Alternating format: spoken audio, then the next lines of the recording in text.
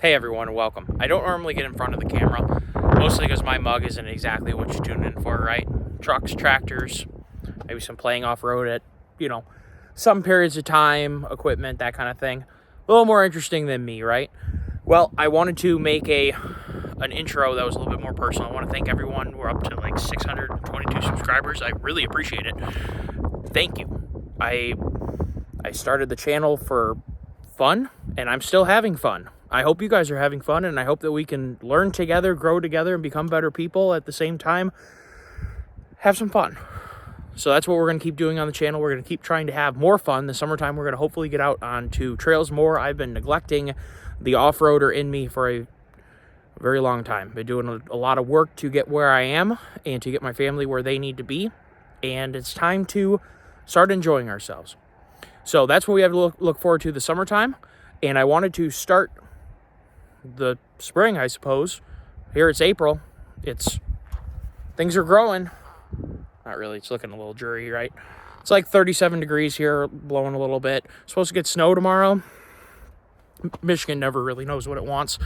We're going to do a video on 10,000 miles of owning this sweet thing. Well, here I am. I'm too tall for this. What's going on here? And I put a really cool, nice little Farmall dealy bop on here. I like that. Who likes Farmall? Uh-oh. John Deere guys out there? That's okay. You're welcome here too. We're going to talk about 10,000 miles with the 7.3 Ford V8 engine that I will not call by its horrible name. We all know the R35 Nissan is Godzilla. We all know that. We all know the GTR is Godzilla. So without further ado, the 7.3. Who loves LS engines? I do. LQ4 is one of my favorite engines. The LM7 is also a really great engine. We've had really good luck working with, maybe the truck it's in might be a little bit challenging sometimes. It's not like third-gen Dodges aren't a little challenging too, but GMT 800s are really nice trucks, and you can really make them work for you extremely, extremely well. What you're looking at right now is the 7.3 Ford gas engine. 445 cubic inches of excellence. Now, why did I start talking about the LS? Well, take a look at this thing. We have individual coil packs that are not coil on plug. We do have a plug wire. We have a front mounted throttle body. We have a, however you want to call it, a covered valley, i.e. you don't have an intake manifold that is sealing up the valley from debris. It's completely sealed within the cast iron block. We have aluminum heads. We have a cast iron block. I think this engine is 10.5-to-1 compression. I mean, I know a lot about vehicles, but sometimes I can't always be a walking encyclopedia for all the specs. I think it's 10.5-to-1. Let's just say it is. Decent compression ratio. Nice intake manifold. Push rod engine. Similar to an LS.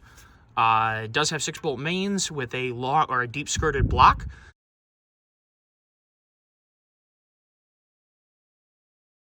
Again, LS. Some of the best parts of the LS architecture you're sort of seeing in the 7.3. Why is that?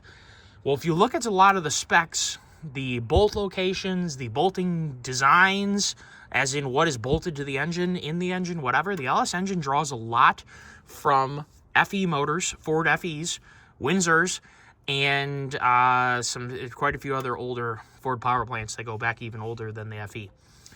So the LS actually draws on a lot of greatness, a lot of good engine design, and put it all into one. And that's why the LS is so good. The LS may have some shortcomings with displacement on demand, or yeah, that's what they call it. Your stupid cylinder deactivation. I am proud to say that the 7.3 liter does not have cylinder deactivation. Happy to say that. One thing that the LS misses is displacement. Now, it's not a bad thing in a car. Maybe you don't need to have all the bottom end torque, whatever. In a truck, I'm going to share with you guys what my dream truck was. Many years ago, when I bought my 2002 6.0, I wanted a 6.0 LS, a built transmission, a solid axle. Well, the Dana 60, I mean, that's kind of implied. in a 4-door. Now, my 6.0 happens to be a long bed. I had some history with the truck, and so I chose to get the truck that I got because, well, I liked it, and I had a solid amount of history with the powertrain, with tuning it and whatnot. This truck more or less is mimicking my dream truck, except it's not a 6.0. It's 7.3 liters. So compared to 364 cubic inches, which is what a 6.0 is, a 6.2 liter, which has never been put into an HD truck. It's only been in half-ton trucks, and most of them are going to be higher trim, Denali's, the Vortec Max, that kind of thing. That is 376 cubic inches if you have a 6.2. 7.3 liters is 445 cubic inches. Now let's go back in time a little bit. Who likes the 460 big block? 460 big block is a good engine. The 385 series is a wonderful engine. There's tons of power potential. There's tons of aftermarket support. What has it never been built with? Aluminum heads. It's never really been built to spin more than about 5,500 RPM from the factory ever. How about the 454? Going back into the early 70s, as in very early 70s, like 70 and 71, was a pretty healthy motor. In the late 60s, it was the 396 was a pretty hot little toy. The 427, again, hot little toy. Great heads on those guys. And then it got to be a little bit of a smog motor, just like many of the other motors. Again, 454 was never built with aluminum heads except for a couple. I think the L88 was aluminum heads, and then there was some racing applications for the big block Chevy to have aluminum heads. Never was put into a truck with aluminum heads. Even the 454 SS half-ton pickup truck, which is just two-wheel drive, that was like a 210 horsepower turd. So, cool, yes. Big engines are cool, sounds cool, whatever. It would get gapped by a 5.3 every day of the week. So, what else are we missing? The 8.1. 8.1 was in Chevy pickup trucks and the GMT 800 platform. Good engine, iron heads, not aluminum heads, never built with iron heads. 5,200 RPM red line, I think it was. I think the maximum came in a truck was 325 horse. They bumped it down as the years went on to 315 horse. I don't really know why they did that. So this 2023 is rated at 430 horsepower and 485 foot-pounds of torque. We are, what is that, 115 over the majority of 8.1s built horsepower, and a like 25 more foot-pounds of torque. I think they came with 455, didn't they? 455 sound about right. So we have more horsepower by a lot. We have more torque by a good bit, and we have a nice wide, I mean, this truck shifts at 5,500 RPM. You get a big wide power band. So what am I saying to you guys after talking about numbers all the time? Dream truck. With a warranty. Brand new. I even have an oil service plan. And that sounds really cool. Instead of building something that I'm going to say, because I like tinkering with things, I've been working, and the reason why I made this video, I've been working on my square body a whole bunch. I've been working on 12 valve, and of course 12 valve is not the problem. It's the Dodge around it. I've been tinkering on other people's vehicles lately a lot. It is really nice to jump up into my truck that has 445 cubic inches to work with, hit the key, take off, and go. There is nothing quite like that, and the performance that you're getting here is so far in excess of any production gas engine ever. This thing absolutely blows away. I can't think of one, and I don't think there's one. I don't think there's one production gas 3/4 ton or 1 ton truck that has the powertrain that this thing comes with. I'm not talking about the 10-speed. Forget that. I'd hook a 40100 to that all day long. I'm talking about the 7.3. That engine has great torque, great mid-range, great top-end horsepower. I'm going to call it good top-end horsepower. I think it could use a tune, and it would wake up a little bit more above 5,000 RPM. It sort of lays down a little bit at 5,000 RPM. I think it's in the tune. And I think that this engine's capable of a lot more than 430 horsepower.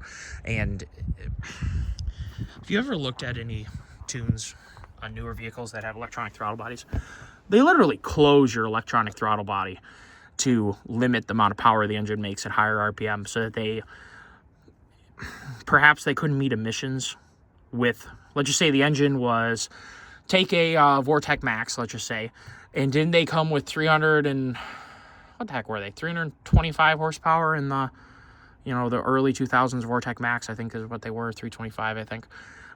Maybe it was 330, I don't know, something like that. That engine is capable of a whole heck of a lot more when you just open up the throttle blade more. The 6.0 in a, like an LY6 in a newer truck, a newer Chevy pickup truck, they don't open up that throttle body all the way. And when you just do that, it makes a big difference. I'm sure they're doing some buffoonery over here with shutting off the throttle body and whatever. Had to meet emissions, had to meet durability when they're beating the tar out of it. When they're 10,000 hour durability test and everything else. So you can't really fault them too much. Now, I've seen some comments from some people that may or may not know what they're talking about. 430 horsepower from 445 cubic inches. It's not 1 horsepower per cubic inch. But it passes durability, and it has, what is it, 60,000 mile powertrain warranty? Which, if any OEM automakers are listening, or any, you know what I mean, Ram, Dodge, Ford, whatever happened to those 100,000 mile powertrain warranties? I think we need to get back to those, because when people spend, $60,000, $70,000, $80,000, or God forbid, $90,000 on a new truck, I think they want to have a 100,000 mile warranty. And I really think you guys can be confident enough in your powertrains to give them that 100,000 mile powertrain warranty. So if any of you guys are listening, I think you should consider that. So, one could go out and buy, let's just say you want to buy a toy, right? You want to get a toy, and I've actually talked to people who are like, I don't know whether I should get a new truck or I should go get my dream 460 powered 95 F350 with the ZF5. Well, the ZF5 is pretty freaking cool. You should definitely go buy the ZF5. Or they want to buy, a 454 with an MV4500, or they want to buy a 454 just with the 480 just because. Or maybe they really want an 8.1. One of the things you need to consider is that all these trucks now are over 15 years old, or approaching 15 years old, or they're in excess of 15 years old. And if we're talking about a 460, we're talking, 25 plus years old. That truck's been through some stuff. I just saw a very clean Ford F250. The guy said it came from Colorado. He was getting gas with me. I was getting gas. He was getting diesel. So it was 7.3 at the local Meijer. And nice guy. Said he bought it in Colorado. I'm sure he paid a lot of money for it. Beautiful truck. Except for it still had some rust on it. And I could see it. And the bumper was bent in and not nitpicking, but I'm sure he paid 15 or 20 grand for that thing. And, maybe he didn't. Maybe he paid 12 or 13 or 14 or whatever. It's a heck of a lot of money. When you could be taking that 12 or 13 grand and put it down on a new truck and pay, $650 or something like that, if you don't get a high-level truck per month for 60 months with a, granted, I'm making this video when financing rates are still ridiculously high, and you're lucky to get an auto loan for less than 7%. You're really lucky to get one for less than 7%, and for most people, you're lucky to get one with even great credit, less than 7.5%, 7.6%. They're kind of high, I'm not gonna lie. But you are still getting a new truck that is going to outperform off-road. It has a factory e-locker. It's already sitting up this height of this truck. It's sitting on, the factory tires are 34s. It's already up as high as you would probably lift a 90s truck a good 6 inches, like a 90 Chevy. You're going to be up probably I'd say about 6 inches to match the ride height of this boy. In a 90s Ford, you're probably talking, 4 to 6 inches. Super Duty, you're probably talking 3 to 4 inches to match this. It may even be a smidgen more on the Super Duties, because some of those Super Duties, man, they were short. The earlier ones, man, those guys were really, really short. But factory tires are 34s, stock locker. Good four-wheel drive system, strong transfer case is what I'm getting at, and an engine that is going to put away an 8.1, a 7.4, which is a 454, but a 454 Vortec, obviously a 454 TBI. It's going to just put away these motors, and we're not even going to bring up the Dodge. I would like to tinker with one of those 8-liter Dodge truck engines, the V10s. I'm sure that thing's got some potential. Probably you need to have a custom tuning platform to really get the most out of it. I would love to tinker with one of those. So if anyone would like to see a Dodge on here with a V10, I happen to be a V10 lover, and that brings up Ford V10s. I've neglected a little bit because I am a big Ford V10 lover. This engine destroys the Ford V10. Now, it's going to have to run. My V10 has almost 200,000 miles, doesn't burn a lick of oil. Runs better than the day it was new because it's tuned and has some exhaust work and whatever. It's a great truck. This thing's going to have to reach 200,000 miles before we start talking about better. But let's talk about performance. This thing kicks its butt. Way more torque, way broader power band, tons of top end. Where the V10 doesn't really have that much above, say, 3,800 RPM, this thing's still trucking at 3,800 RPM, and it pulls hard. Those of you may have seen the 0 to 60 video that I posted. It came out to about 6 seconds. Now, I was four-wheel drive launching it with the, torque fitter spooled up. That's pretty quick. There's not that many production trucks that are going to be in that 6-second territory, other than these newest breed. If you got a 6.6 Chevy, maybe you can get it up close to that. You're not going to get a 6.0 Chevy, a stock one up there, without a tune. And even with the tune, I'm pretty sure this thing would still truck it. My buddy's got to get his 6.0 back on the road, because I'd like to see his tune 6.0. I tuned it. It is pretty pesky. I'd like to see how many lengths this truck beats it by, because I'm going to bet it's not as much as you think, but it's going to be lengths. But that truck definitely moves out pretty decently. So the 7.3 is a very surprising motor, because it gives you that, when you turn the key, you fire it up, the truck gives it a little wiggle. And you know that you're driving something that is actually really, really cool. So instead of just having to buy a new vehicle for the sake of it being a new vehicle, you're buying a new vehicle that is actually super duper cool. I don't care what anybody says, those steps, I use them all the time. I really like them, and they actually look really good in the truck. They kind of flow nicely. And also, too, that's just kind of a boring part of the whole truck. You just don't have paint there. There's paint on the whole dang truck. Why do I need to have more paint? So the whole truck looks good. The engine is awesome. If anybody owns a 6.8, let me know how it does. The 6.8 liter V8, the smaller version of this. My buddy has one for a work truck. He's got a service bed, and I'm sure full of tools. He's in cement work, doing cement at a major corporation, like big time parking lots and parking structures and all that kind of stuff. So he's Mr. Bigwig driving around his new fancy truck. Now, he doesn't really like the 6.8. Not that it isn't a bad motor, it just isn't peppy enough for him. And he said, especially when he hooks onto a trailer at work, it just isn't super ballsy. Now, he's got a service bed on there, so he's probably got 2,000 pounds of crap, or 2,000 pounds of just service bed, let alone the crap that's in the service bed. So perhaps you may have a little bit of performance loss there. I know when I put some weight behind this thing, it flat out performs, and it performs better than any other gas engine I've ever towed with. And I've towed with basically all of them that are going to matter: 5.43 valve, 5.42 valve, 2-valve V10, 3-valve V10, 454 Vortec. I don't really know that I towed heavy with the TBI 350 or TBI 454. I've definitely ridden in them not towing, and I know what they're going to do when they tow, which isn't good, but they're still cool trucks. And when you look at the cost, I have a 350 TBI. Actually, I have two, because my square body has a 350 TBI, God forbid. So definitely a decent truck, and I had a 6.4 Hemi for a good while. I never owned a 6.2 Ford, and I've never towed with a 6.2 Ford. I've never driven a 6.2 Ford. I would like to. That was a cool motor, but this thing is way cooler. Look at the footprint in here. No wonder the aftermarket has really glommed on to swapping these things. When I edit this video all together, I will make sure to add dimensions of said block.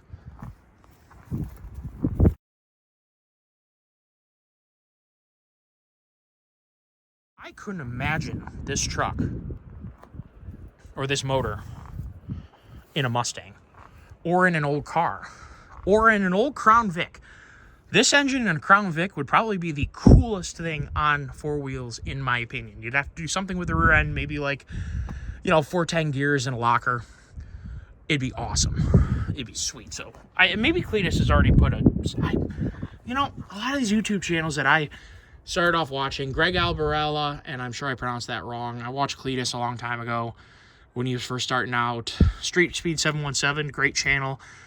As they get bigger, maybe the content isn't always made toward me, and I guess I haven't really watched a lot of these guys in a while.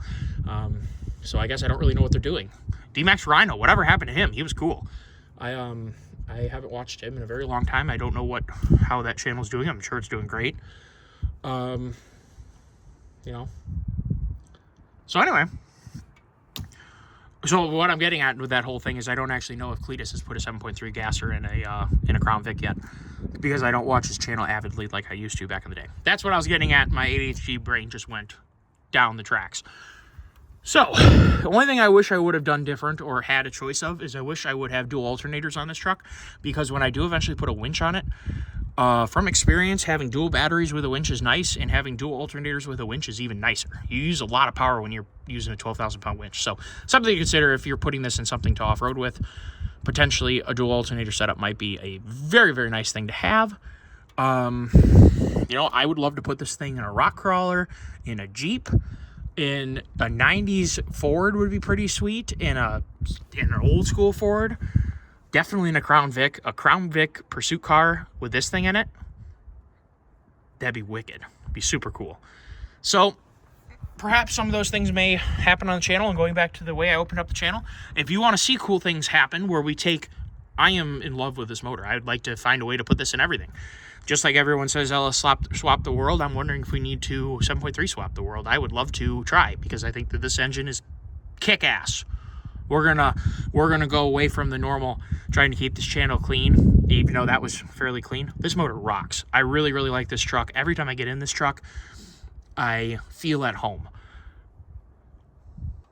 That's probably a good way to end it. So if you're looking for a 7.3 powered Ford, highly recommended. I love my truck. I wish they hadn't gone to the M235 axle. That pisses me off a little bit. I really like the new rear end. I haven't had any trouble with the new rear end at all. We have 10,000 miles on it. I have heard of some having some failures. I don't really know how that has happened with the new Sterling. I think it was the new Sterling, but then again, the people could have mistook it for the M275. I don't know. I wasn't there, so I have no idea. But the STX is an awesome package. So I'm kind of trying to reel all one thing. So if you guys are watching this all the way through, I have made more videos on my truck to cover everything. We're at 10,000 miles, and we've been problem-free on everything else. Besides, this hub is a little sluggish sometimes locking in. And besides, I don't like that they switched to this new axle, which is more or less somewhere in between a Dana 50 and a Dana 60, pre-2005 Dana 60. So it's a little bit bigger ring gear than a Dana 50, but it's not quite as strong as an OG Dana 60. So why did they do that? Ford, why'd you do that? Please don't do that. Go back. The M256 was the way. Please go back. Thank you all for tuning in. Thank you for watching. I hope you enjoyed. I hope you learned something, and I hope that you're along for the ride with me as we keep trying to grow the channel into something where we can start putting 7.3s in everything. I think we should make a 7.3 powered airplane. That'd be sweet. And I can get my pilot's license and have a bush plane. Have a 7.3 powered short takeoff and landing bush plane. That'd be sick. Take care, everyone. Have a great day.